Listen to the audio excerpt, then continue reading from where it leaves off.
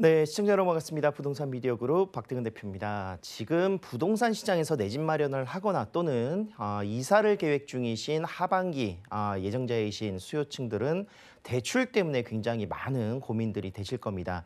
실질적인 서민 경제 또는 서민 부동산 시장에 있어서 가장 큰 역할을 할 수밖에 없는 요소 중에 하나가 바로 대출인데요. 매 해년마다 이제 연말이 되면은 대출, 가계대출 총량에 걸리기 때문에 대출의 규모가 축소되는 현상들은 누누이 나왔었습니다. 하지만 지금 현재로서는 부동산에 대한 매수, 수요 증가의 그런 억제 정책으로 사실상 부동산 대출 규제가 함께 발생이 되다 보니 굉장히 실수요자들에 대한 피해가 많이 커지고 있다 이렇게 말씀드릴 수 있을 것 같은데요.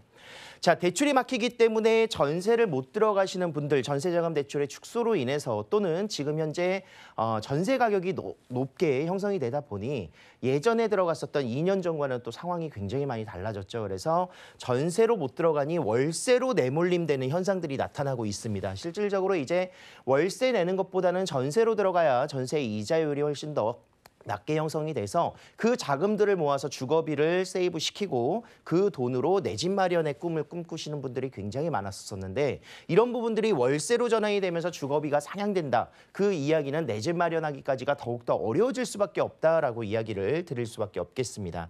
자, 어떤 대출 상품에 대해서 좋은 상품이 나왔다 하면은 또 총량이 어느 정도 정해져 있기 때문에 새벽까지 줄 서서 대출을 받는 상황까지도 나타나는 이런 기현상들이 지금 현재 부동산 시장 에 깔려 있다라고 말씀드릴 수가 있겠고요. 자, 부동산 대출을 이렇게 규제를 했다면 어떻게 됐을까요? 가계대출 총량 오히려 9월 달 더 늘었다라는 뉴스들도 보실 수 있을 것 같습니다. 실질적으로 풍선 효과라든가 반사 이익은 바로 이런 불안감에서 시작이 된다라고 말씀드릴 수 있기 때문에 대출이 앞으로는 줄어들 것이다라는 계획에 이제 어떻게 보면은 지금 빨리 대출을 받아놔야 내가 나중에 어떤 부분에서의 자금 흐름을 유동적으로 쓸 수 있겠구나라는 생각으로 가계대출이 오히려 큰 폭으로 늘어났었던 이렇게 된다면 실질적으로 진짜 필요한 대출의 그런 수요자들은 피해를 볼 수밖에 없는 요소를 많이 가지고 있겠죠. 자, 특히나 실수요자 하면은 전세의 수요자들이 가장 큰 실수요자다라고 말씀드릴 수가 있겠는데 실수요자들의 전세자금 대출이 지금 현재 규제가 많이 됐죠. 그래서 가계대출 총량에서 전세대출 제외를 이제는 제외를 하겠다라고 한 발 물러선 느낌입니다. 지금 현재 전세자금 대출은 완화시키고 주요 은행에서도 이제 정상화를 시키겠다라고 이야기를 했는데요. 그래서 전세자금 대출 금지를 이제 규제를 최소화하는 조건으로 지금 현재 진행이 되고 있다라고 말씀드릴 수가 있겠습니다. 2021년 10월 27일부터 이제 본격적인 이제 정부의 정책들이 발표가 될 것이고 차주별 대출 심사 요건을 강화시켜서 무분별하게 전세자금 대출도 다 나눠주는 것이 아니라 차주별 대출 심사에 따라서 해당 요건에 맞춰서 대출을 하겠다라고 발표를 했죠.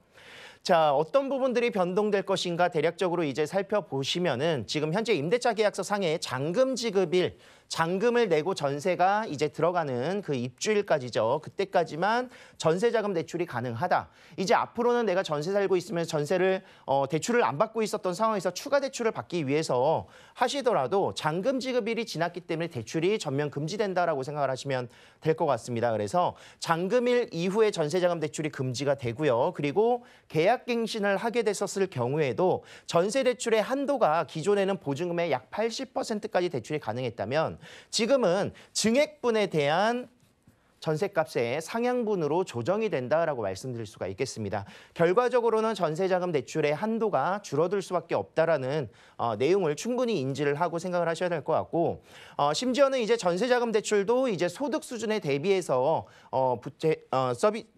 상환 비율을 이제 결정을 하는 DSR도 이제 구성을 하겠다라고 이야기를 했었었는데 요거는 오늘 아침 뉴스를 보니까 또 적용을 시키지 않겠다라고 이야기를 했기 때문에 오히려 이런 부분에 있어서는 조금 부담은 덜지 않았을까 생각을 하고 있습니다. 자, 대출 규제로 인해서 부동산에 대한 시장은 어떻게 변화가 될 것인가를 가장 먼저 생각을 하셔야 될 것 같습니다. 지금 현재 대출 규제로 인해서 수요가 억제되는 정책을 지금 펼치고 있는 것인데 실수요자들의 서민 고통들이 증가되고 있기 때문에 이런 부분들에 있어서 부작용이 나타난다라고 말씀을 드릴 수가 있겠죠. 주택담보대출뿐만이 아니라 뭐 아파트를 사고 나서 중도금 대출이 안 되다 보니까 포기해야 되는 상황도 나타날 정도로 주택담보대출이라든가 또는 전세자금 대출 그리고 신용대출들을 전반적으로 규제를 하겠다라고 이야기를 했고요. 대출 총량 규제를 통해서 금리가 오히려 상승하는 이런 분위기는 앞으로 올해 연말 그리고 내년 초 계속 유지가 될 것이다라고 말씀드릴 수가 있겠습니다.